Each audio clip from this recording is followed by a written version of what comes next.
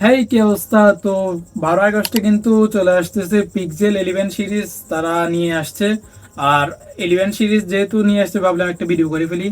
আর আমরা আজকের ভিডিওতে জানবো যে পিক্সেল 11 সিরিজে কি আমাদেরকে নতুনত্ব কিছু দিচ্ছে, নাকি সেই এই ঘুরাই ফিরাই পুরাতন জিনিস নতুন বলে আমাদেরকে বুঝিয়ে দেওয়ার চেষ্টা করছে, সেগুলো জানবো আজকের ভিডিওতে। তো চলুন শুরু করি। আসসালামু আলাইকুম, আমি ফাহিম চৌধুরী, বরাবর মতো টেক ইন্টেলিজেন্স থেকে পিক্সেলের একটা ভিডিও নিয়ে আপনাদের সামনে উপস্থিত হয়েছি। সো আজকে কথা বলবো পিক্সেল 11 সিরিজ নিয়ে।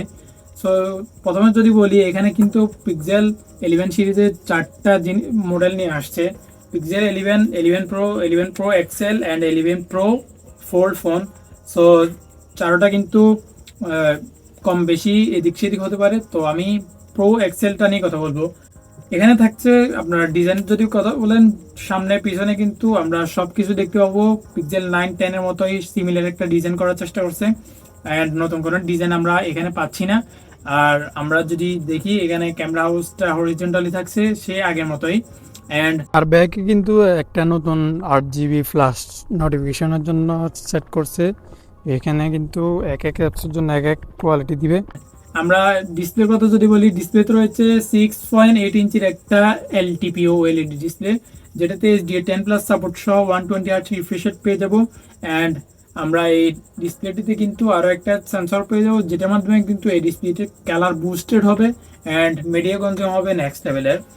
আর এরপর যদি আমরা চিপসেটের কথা বলি, চিপসেটে থাকছে কিন্তু গুগলের একদম latest chip, Google tensor G6, যেটা 2 ন্যানোমিটারের ওয়ার্ল্ডের ফার্স্ট টাইম তারা নিয়ে আসছে।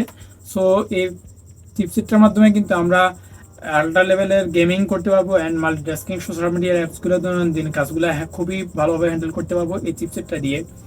তো এই চিপসেটটা কিন্তু হিট ইস্যু হতে পারে কিনা এটা এখনো জানা যায়নি, তবে এটা বের হওয়ার পরে, ইউজের পরে আমরা জানতে পারবো। আর এখানে র্যাম থাকবে 12 জিবি, 256 জিবি বেস ভেরিয়েন্ট থেকে অ্যান্ড 16 জিবি পর্যন্ত উঠতে পারে। অ্যান্ড প্রত্যেকটা বেস ভেরিয়েন্টে কিন্তু 12 জিবি করে থাকবে। অ্যান্ড আমরা যদি এর ব্যাটারি নিয়ে কথা বলি, ব্যাটারিতে থাকছে 5200 mAh এর ব্যাটারি। সো আমরা এটাতে কিন্তু একদিনের উপরে ব্যাটারি ব্যাকআপ পেয়ে যাবো বলে আশা করছি। অ্যান্ড সাথে থাকছে 45 ওয়াটের একটা ফাস্ট চার্জার, যেটার মাধ্যমে আমরা এই ফোনটিকে চার্জ করতে পারবো। অ্যান্ড আমরা যদি ক্যামেরার দিকে আসি, ক্যামেরাতে কিন্তু নতুনত্ব তেমন কিছুই দেখতে পাচ্ছি না। ক্যামেরা সে আগের মতোই দিচ্ছে, 50 মেগাপিক্সেলের মেন শুটার ওয়াইএস অ্যান্ড 48 মেগাপিক্সেলের টেলিফোটো লেন্স, 48 মেগাপিক্সেলের আলট্রাওয়াইড ক্যামেরা, যেটার মাধ্যমে কিন্তু আমরা সে আগের মতোই রেকর্ড পেয়ে যাবো 8K 30 FPS পর্যন্ত, 4K 60, 4K 120 FPS পর্যন্ত। অ্যান্ড আমরা কিন্তু এখানে এবারও আমরা টেলিফোটো লেন্স দিয়ে কোনো পোর্ট্রেট ছবি তুলতে পারবো না, যেটা কিন্তু এই পিক্সেলের একটা বাজে অভ্যাস হয়ে গেছে। কারণ আমরা অন্যান্য ফোনের দিকে যদি তাকাই, তারা কিন্তু বেস ভেরিয়েন্টেই পেরিস্কোপ জুম লেন্স দিয়ে কিন্তু পোর্ট্রেট ছবিগুলো তোলা যায়। তো সেক্ষেত্রে পিক্সেলে পিছিয়ে থাকবে। অ্যান্ড আমরা যদি এর ওভারঅল একটা কথা বলি, এই ফোনটা কিন্তু ফ্ল্যাগশিপ সিরিজের হলেও কিন্তু গেমারদের জন্য হচ্ছে না বা ইউজের জন্য হচ্ছে না, জাস্ট নর্মাল ইউজের জন্য কিন্তু ফোনটা পোর্টেবল হতে যাচ্ছে। আর প্রাইস যদি দেখেন, তাহলে কিন্তু এই প্রাইস সেগমেন্টে আরও ভালো ভালো ফোন পেয়ে যাবেন অন্যান্য কোম্পানির। সো ওভারঅল যদি বলি, পিক্সেল কিন্তু আমাদেরকে ধোঁকায় দেওয়ার চেষ্টা করছে।